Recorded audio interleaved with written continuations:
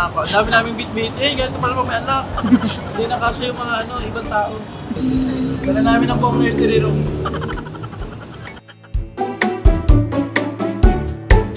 Hi guys! So today na nga ang newborn shoot ni Baby Marco. Baby Marco na yung natawag ko sa kanya kasi hindi na sa kanya bagay yung baby bumps. Today is pang 2 weeks and 4 days na ni Baby Marco. So, ito yung mga tamang oras para mag-photoshoot na siya kasi kasi mga susunod na araw, isang buwan na siya.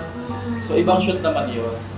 Kasi baka pagbago na yung face niya eh. Alam niyo, ang dami nag-aabang sa inyo. Sabi niyo, ano kaya yung magiging photoshoot ni Marco? Akala niyo kasi ako ang gagawa ng photoshoot ni Marco. Pero guys, for today, nag-invite kami ng ibang mag-photoshoot for Baby Marco. So, nag-hire kami talaga ng mga professional na photographers na kayang mag-handle ng mga newborn babies. Yes. So, kasama natin today for today's vlog ang The Baby Village. Excited na ako guys kasi nakakita na ako sa mga picture talaga kahit di pa ako buntis. Nakakita na ako sa mga newborn shoot. Tapos ngayon, yung anak ko na yung igaganon, i-shoot. Alam mo ba dati, nag-try ako mag-shoot ng baby, newborn. So, tinry ko isang beses. Hindi ko na siya inulit. Pinangako ko sa sarili ko na hindi ko na uulitin. Kasi sobrang hirap niya. Hirap na. Tapos parang, syempre, wala kang experience sa pag-handle ng baby. Pag umiyak yun, hindi mo alam gagawin mo. Hindi mo alam paano hahawakan, bubuhatin, i-swaddle. So, komplikado siya. And maraming mga safety precautions na dapat sundin. Especially, sensitive pa ang baby at hindi pa malakas ang kanilang immune system. Kaya kung inaakala nyo na si Haji yung mag-shoot kay baby, hindi po rin sa ngayon. So, ipapahandle muna namin siya sa mga professional. Kaya abangan nyo yun guys. So, yun lang muna guys. Balik kami mamaya. Mag-update kami sa Maganda yan. Tulog-tulog siya. Kanina kasi Wait na ba? Start mo. Oh, ano cute. Sasabihin ka na after. Pinapaubayan na muna namin ang aming anak sa katunas.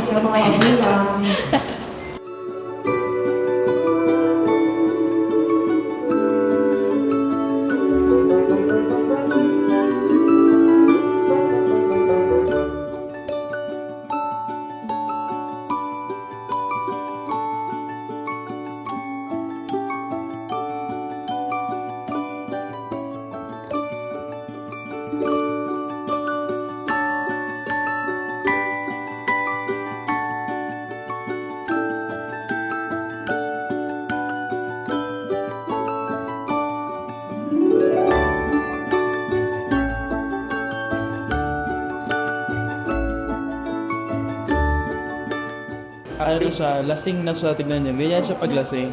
Yung mukha niya kapag gutom, nag-iiba eh. Tapos kapag nabubusog siya, umaaliwalas.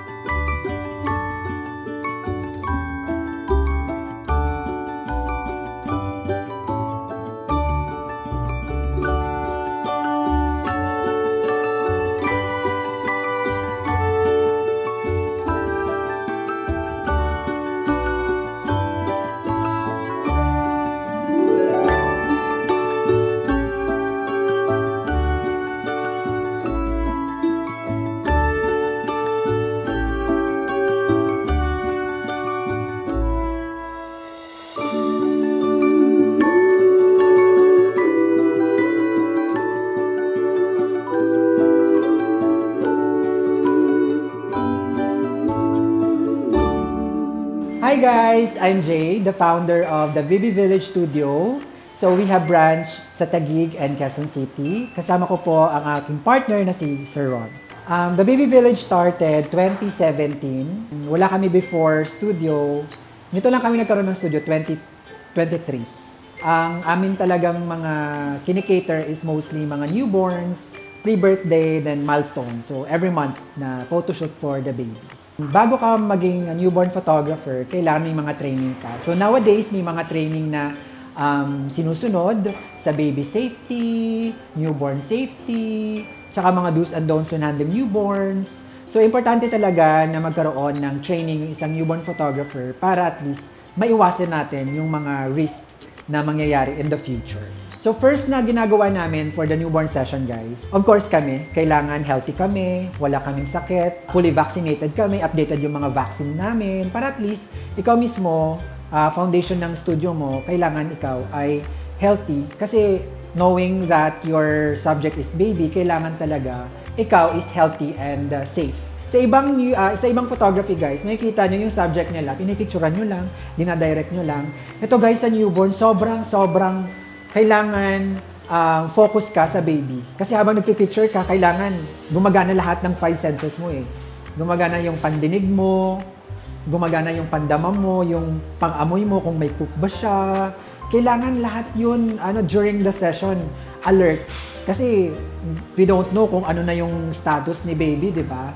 So yun yung pagkaiba talaga ng newborn photography sa ibang genre ng photography, yung subject. Sobrang delicate niya and it requires a lot of trainings talaga to do those posing na sobrang delicate.